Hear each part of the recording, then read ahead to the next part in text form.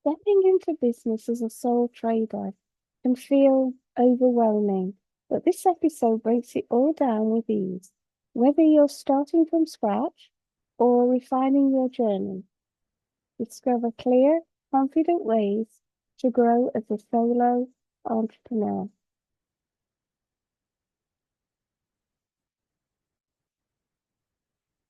So, when I first chose to work for myself, I didn't fully understand the layers of being a sole trader.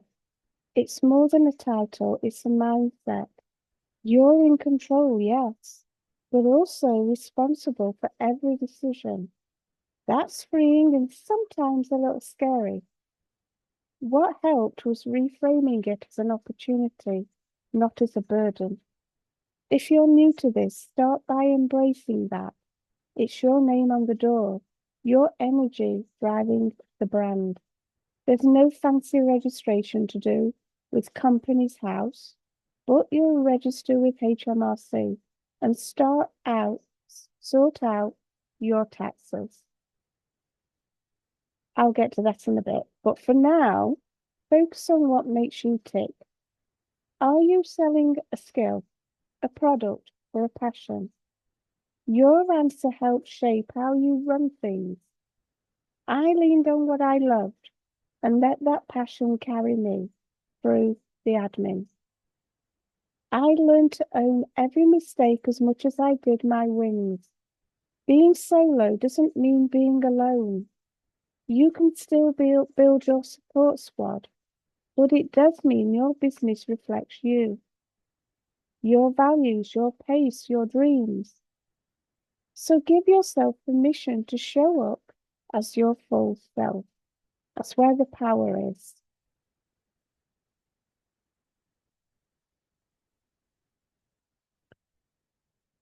So to start, you'll need to tell HMRC that you're self-employed. It sounds harder than it is.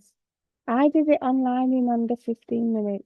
You'll get a unique taxpayer reference or a UTR, and that's your magic number when it comes to tax season. Choosing a business name. Use your name as a personal brand or something that fits your vibe. Just avoid anything that sounds like a company if it isn't one. No limited or LLP. I kept mine simple and soft, aligned with my brand. Keep business money separate from your personal accounts. It makes tracking income and expenses cleaner. I opened a basic business bank account and used a spreadsheet at first. That's all I needed until things grew. And also find out what insurance you might need. Depending on what you offer, it might be public liability, professional indemnity, or contents cover. It's not about fear, it's about wisdom.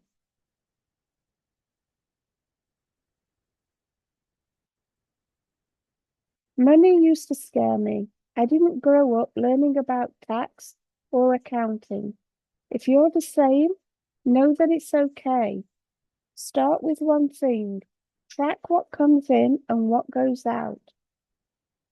I do it weekly and sometimes monthly, depending on what I've got going on, usually with a cup of coffee and a comfy playlist.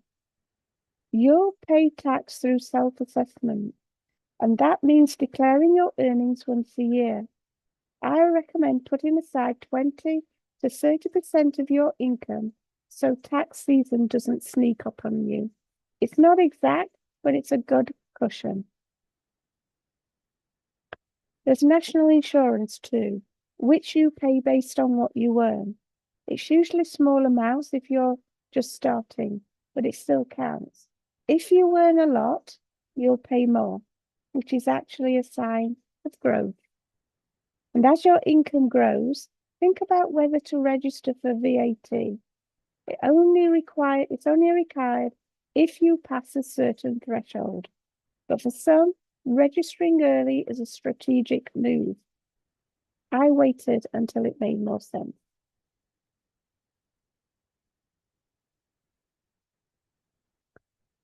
So marketing is more than social media. It's about creating presence. For me, it started with telling my story, who I am, what I believed in, what I offer.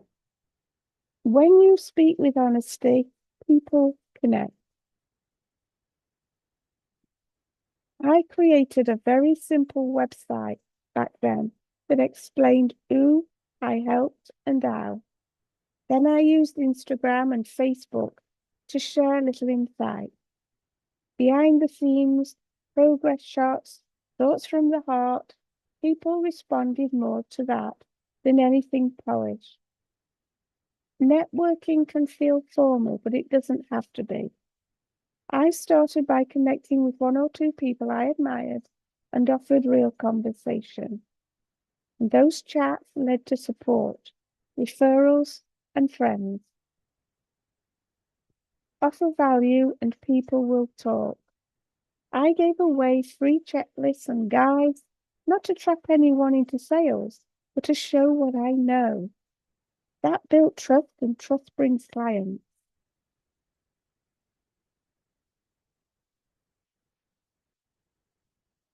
There will be quiet days and there will be loud ones, but you'll have weeks of flow and others where doubt creeps in. That's normal.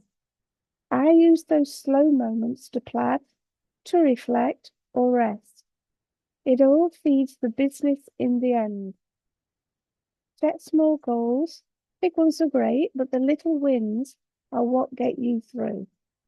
I celebrated my first repeat client like it was a six-figure contract. That joy builds resilience. Lean on routines that ground you. I journal each morning and plan my week on Sundays.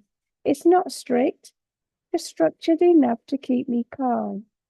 You'll find your version. Most of all, remember why you started. You wanted freedom, or purpose, or simply a new way. Whatever it was, that spark is still there. You're not just building a business, you're building a life you chose.